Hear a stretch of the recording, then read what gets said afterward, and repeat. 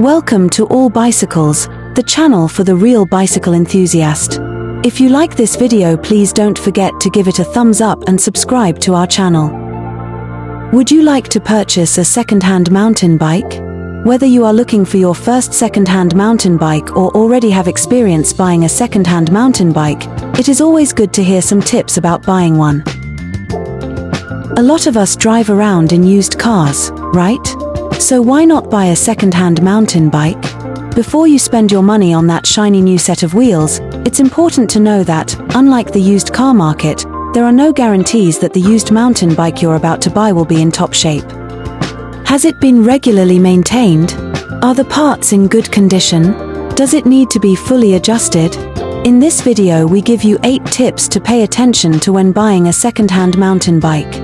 So to help you, in this video we share our best tips and advice on how to buy a used mountain bike, including the questions to ask and specific things to look for in the bike. Let's start. First of all, you need to determine your budget. As with any purchase, you have to think about a budget. Of course, the more money, the more options you have. It is advisable to stay slightly under your budget, because having extra money never hurts. It is also wise to use the money you have left over for any repairs or maintenance of your future mountain bike. The second tip is to choose the correct frame size and the corresponding adjustment. This increases comfort and control, and can also help prevent physical complaints. Determining the correct frame size and adjustment is a difficult job, involving a large number of different factors. The frame size of your mountain bike cannot be read directly from your body height. Factors such as your riding style and body proportions also play a major role in making the right choice. It is important to understand what exactly a frame size means and which adjustments influence the sitting position. The frame size is the distance, in centimeters or inches, from the center of the bottom bracket to the top of the frame. This is the length of the seat tube. This is therefore also the most important criterion for determining your own frame size.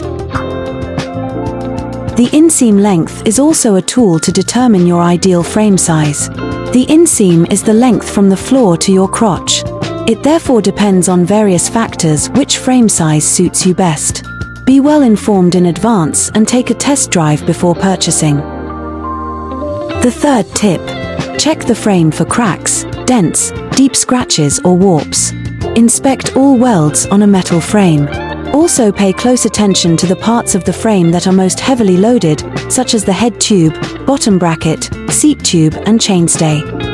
It is common to find dents just above the bottom bracket on the down tube. This is often the result of stone chips. Check the forks and rear shock for damage, especially the uprights. Start by squeezing both the front and rear suspension. It should feel smooth, with no extraneous noises. Check the mounts for deep scratches and check the dust wiper seals for oil leaks. The fourth tip: check that the brakes work. Check that the wheels are straight, the spokes are tight and the rims are not damaged. The fifth tip: turn the wheels to see if they are straight and look for any dents or flat spots. Also go around the wheel and grab the spokes. If the spokes are all loose on one side, then there is probably a problem. Check the tires for excessive wear or damage. It's normal for tire treads to be worn, but try checking the sidewalls for signs of holes or repairs. The sixth tip is to check whether the suspensions work.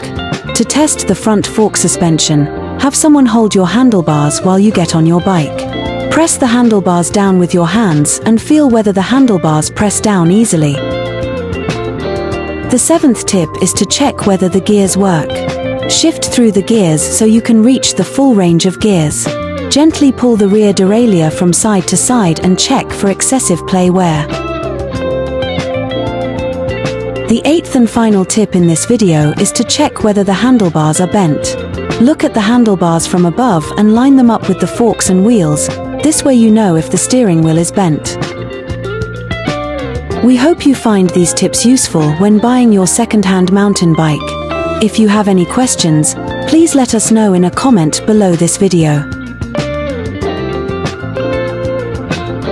We wish you many safe kilometers with your new mountain bike. Please don't forget to like our video and subscribe to our channel, All Bicycles.